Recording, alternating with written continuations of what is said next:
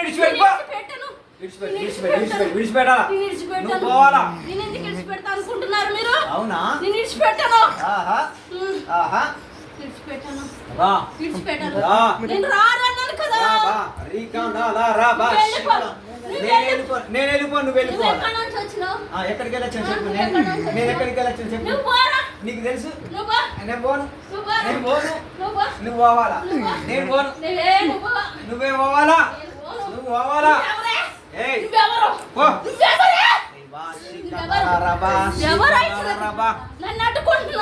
యేసు రక్తం జయం.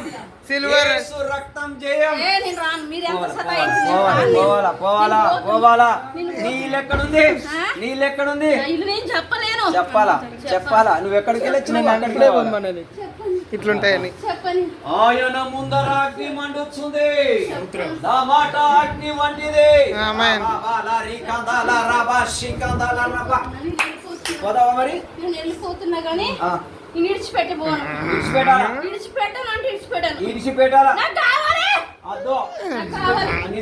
నాకు నా వ్యక్తి కావాలి. ఎవరు కావాలా? నాకు కావాలి. అంటే నువ్వేం చేస్తావు? ఏం చేస్తావు? నేనేం చేస్తానా? ఏం చేస్తావు? తెలుస్తుంది కదరా మీ అందరికి.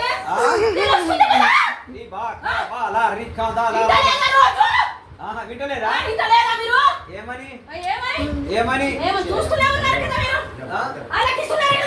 ఎక్కడికి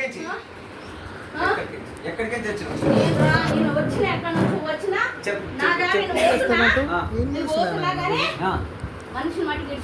మనిషిని విడిచిపెట్టుకోవాలి. విడిచిపెట్టాలా? నువ్వు విడిచిపెట్టాలి.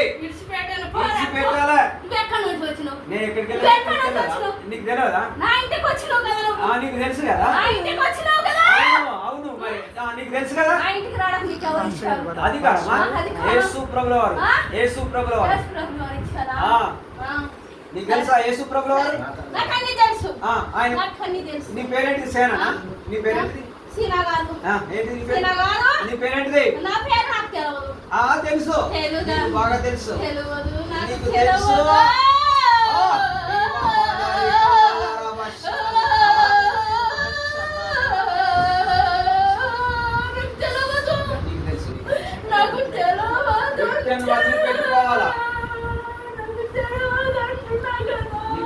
నీకు తెలుసు.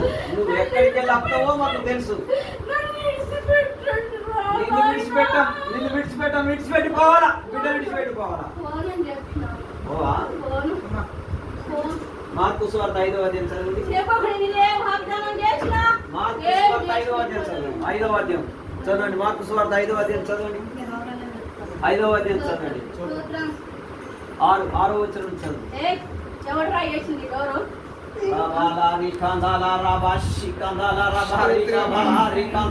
వాడు దూరం నుండి యేసు రక్తం జయం.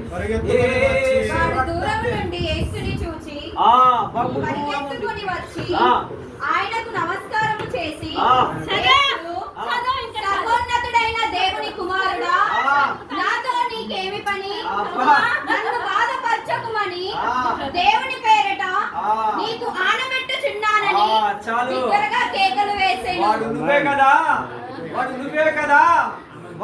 కదా అన్నాడు. కేకలు వేసింది నువ్వే కదా. అవునా కదా? నువ్వే. నాటన చాలు.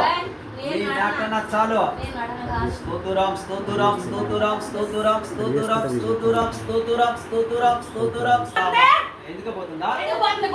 నీళ్ళు అలా తాగుతావా? నేను ప్రార్థన చేసి పోవాలి.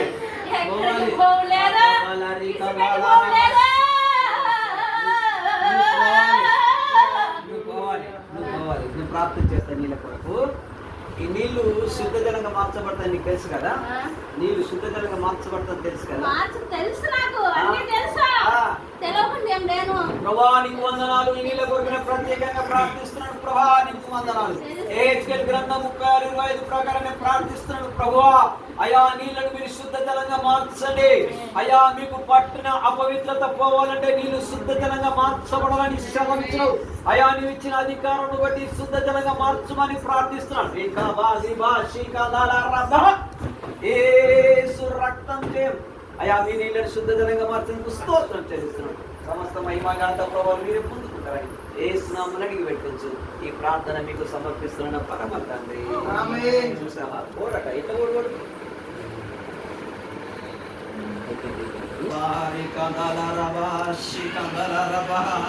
యేసు రక్తం చేయండి, యేసు రక్తం చేయండి. తండ్రి మీరు కలువరి శిలువలో కార్చిన యవన రక్తం 7 వాళ్ళు నీ కుమార్తెగా ప్రోత్సహించండి ప్రభు.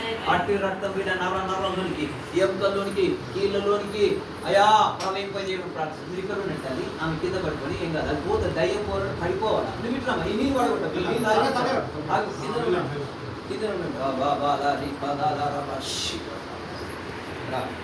ఏ రకంగా అయితే బిడ్డలోకి వచ్చావో అదే రకంగా వెళ్ళిపో. స్తోతురా స్తోతురా స్తోతురా స్తోతురా స్తోతురా స్తోతురా స్తోతురా స్తోతురా స్తోతురా స్తోతురా స్తోతురా. అయా మీరు ఇచ్చిన బిడ్డలకై స్తోతురా స్తోతురా స్తోతురా.